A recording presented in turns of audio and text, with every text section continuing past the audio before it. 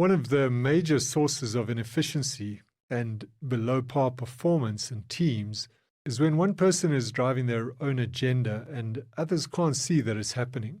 Or if people can see it, they're too polite or maybe afraid to call it out. And what can make that really hard to deal with as a leader is when the person themselves doesn't even realize or is not even aware that they're driving that agenda.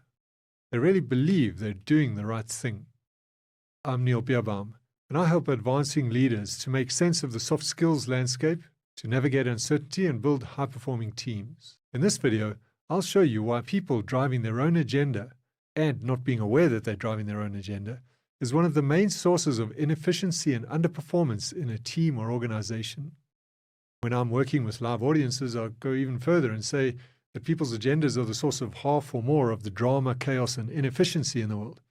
I'll point to that during the video. And I'm going to show you, firstly, how to recognize when this is happening, and secondly, how to deal with it, and thirdly, how to know when it's you who's driving the agenda and how to deal with that. Let's get into it. And let's start by understanding and agreeing what we're talking about here.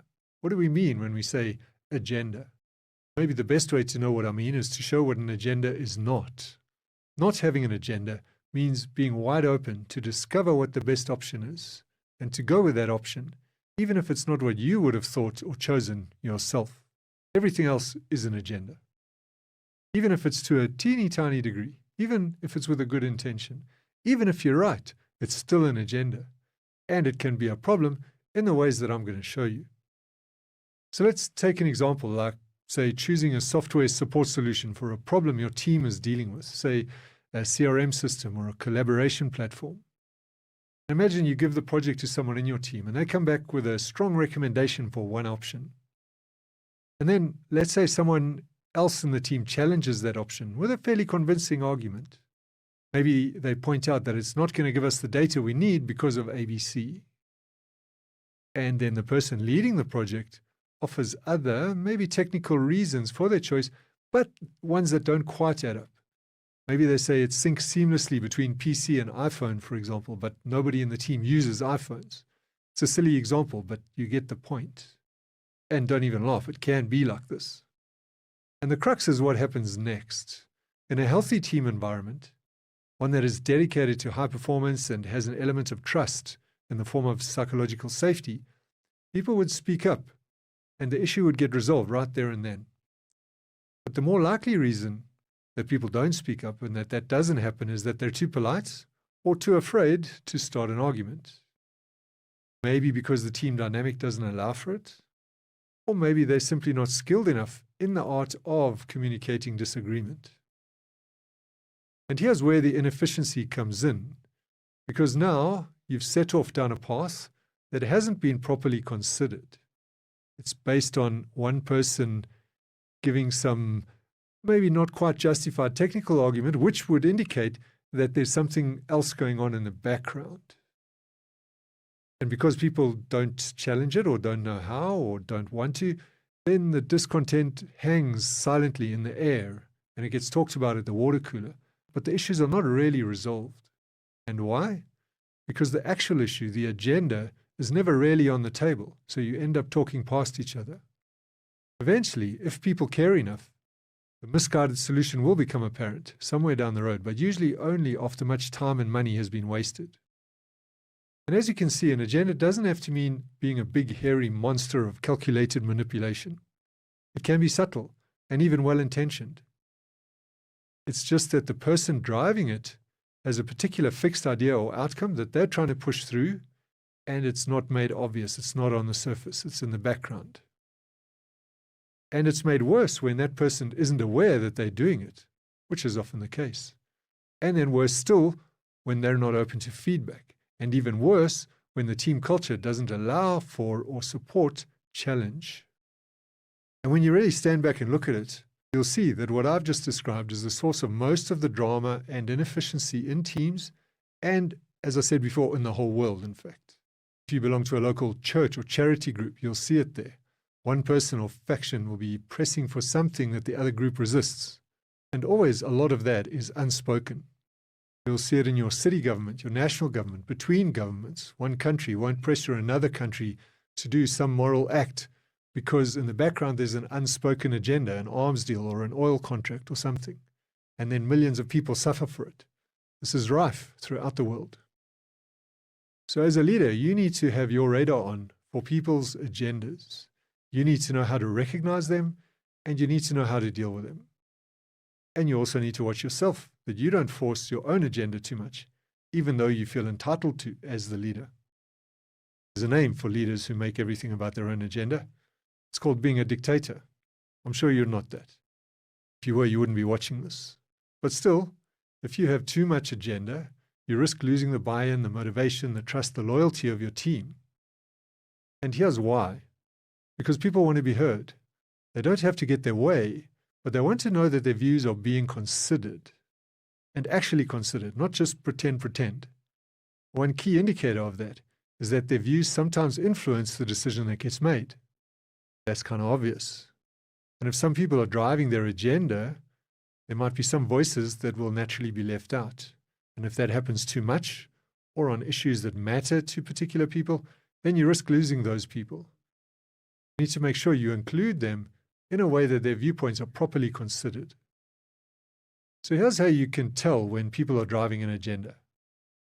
Point number 1, they will be too insistent on a particular method or outcome. Number 2, they'll be ignoring or outright rejecting any input. Certainly they won't be asking for it, at least not authentically. They might pretend to ask and pretend to be listening, but the pretending is indicated by the fact that nothing other people say actually makes a difference. And all of that will lead to number 3, which is that the other people will get frustrated and either argue pointlessly, like argue without getting anywhere, or they will withdraw. And your job then is to surface the agenda in a way that's appropriate. Here are some options. Firstly, you could ask if there's a reason why that person seems not to be taking input. Of course, they'll deny it, so you may need to be explicit about your observation. I've noticed this, and ask again. And you might want to give them a way to save face. You could do that, for example, by framing it as an assumption, which it is, by the way. So you could ask, you seem to have a strong preference on this matter. What assumptions are you basing it on?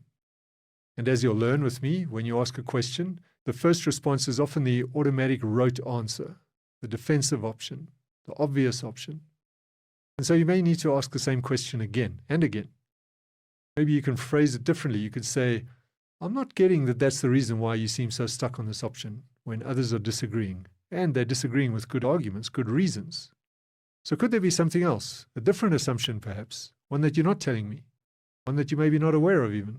Once again, in a healthy team environment, you should be able to do this openly in front of everyone. That's the gold standard for team performance. A high-performing team can handle that. However, if there's still some sensitivity around being challenged, you can have this conversation in private. What answer might that person give, that person who's having the agenda, who's not aware of it, who's being challenged by you, let's say in private? Well, it's pretty much 90% certain that what's driving the agenda is an assumption or a belief about what's best. Might be what's best for the team, or maybe what's best for them in some way. So let's look at both possibilities. Let's say they honestly believe that their proposed solution is best for the team. They really believe it'll make the team more effective. But what you and everyone else can see is that they're looking at it through too narrow a lens. And now maybe they've lost ground, they've lost face, and they're simply too stubborn to see that or too proud to back down. Now let's say you've asked those questions that I've suggested and they're still not conceding. Well, a few things. Firstly, they might let it slip accidentally in a statement that they make, a kind of Freudian slip, and you can gently point that out to them. So you might want to look out for that. It'll come through in an email or a communication that they make. Accidental, logical misstep where they reveal the fault in their logic. Otherwise, that's not available. Then it becomes your job to surface it. And you need to name it. This is the most important thing about loosening a fixed agenda, we can say. Once it gets named, or once it's out in the open, it instantly loses its power. The game is up.